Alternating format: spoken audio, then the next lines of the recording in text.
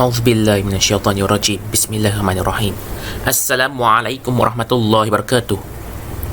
Al-an sa'azkuru ilaikum an dawabitil madaniyyi wal mizatihil mawdu'iyyah wa khasa'isuhul uslubi khasa'isuhul uslub. Dalam video ringkas ni, Ana akan menjelaskan kepada antum tentang tanda-tanda surah-surah madani, juga isi-isi kandungannya dan huraian tentang surah-surah madani, ayat-ayat madani, tanda-tanda surah madani, dan kemudian isi kandungannya dan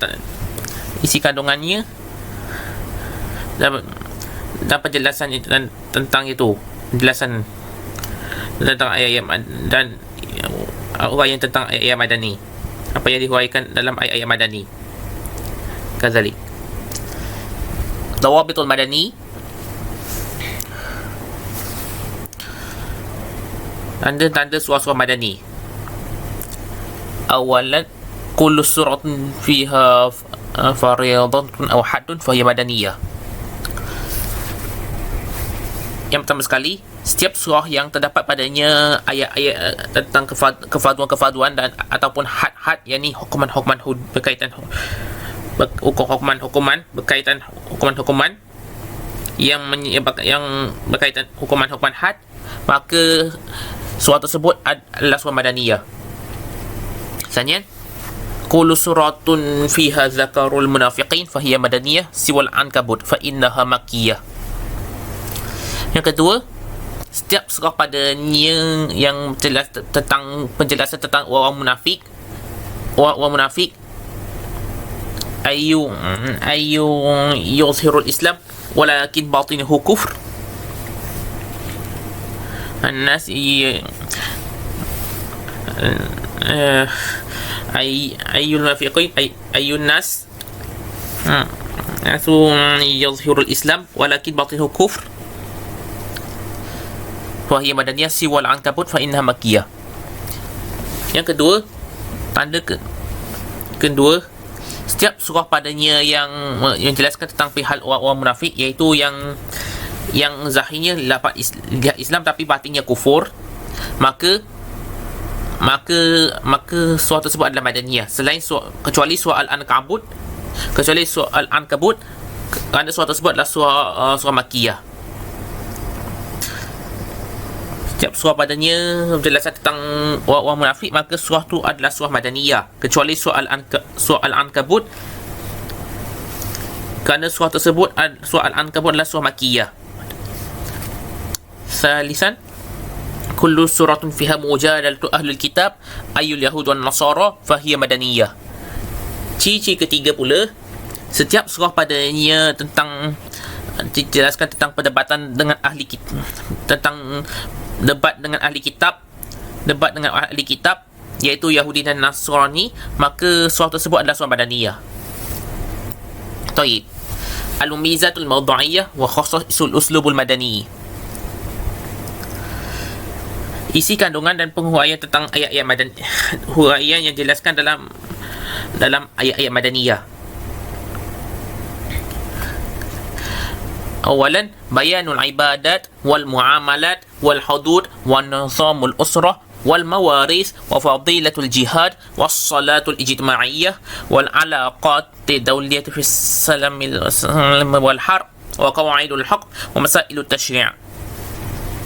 Isi kandungan yang pertama, iaitu yang perincian huraian yang pertama adalah perincian tentang perkara berkaitan ibadat, muamalat, hukuman hudud, kekeluargaan, hukum hakam dalam kekeluargaan, hukum hakam berkaitan pewarisan, perpustakaan, fadilat kelebihan jihad, solat berjemaah, dan pembinaan negara dari sudut pembinaan negara dan memelihara negara daripada ancaman daripada peperangan, dari sudut memelihara mendaulatkan negara,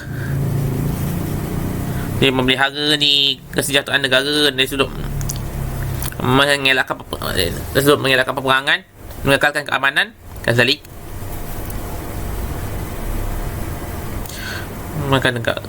melalui mengukuhkan kenegaraan dengan jalan diplomasi ataupun peperangan. Menjelaskan juga membincangkan tentang kaedah-kaedah hukum dan permasalahan dalam syariat. Misalnya, wa khatabatu ahlul kitab minal yahud wan nasara wa da'awtuhum ila al-islam wa bayan tahrifhum li kitabillah wa tanjanihim 'ala al-haqq wa ikhtilafuhum min ba'di ma ja'ahumul 'ilmu baghyan bainahum. Yang ciri-ciri kedua tu pula adalah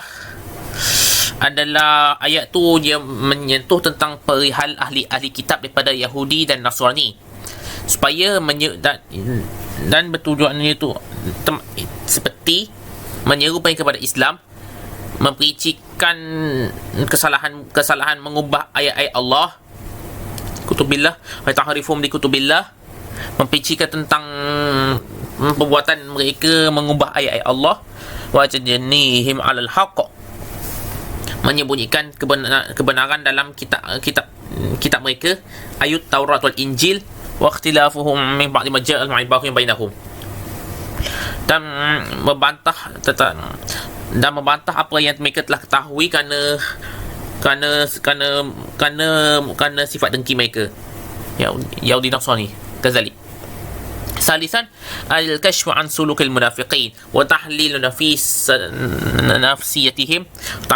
نفسيتهم وإزاحة الستر على خباياهم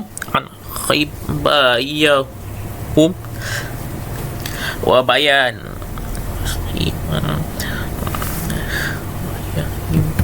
خباياهم bayan wa khatuhum 'ala ad-din. Yang ketiga adalah penyingkapan tentang iaitu yang perihal akhlak dan tingkah laku golongan munafikin. Kemudian ia menjelaskan tentang penyakit hati mereka, penyakit hati yang selalu menghadapi golongan munafikin. Kemudian menyingkap tabir tentang tipu daya mereka, tipu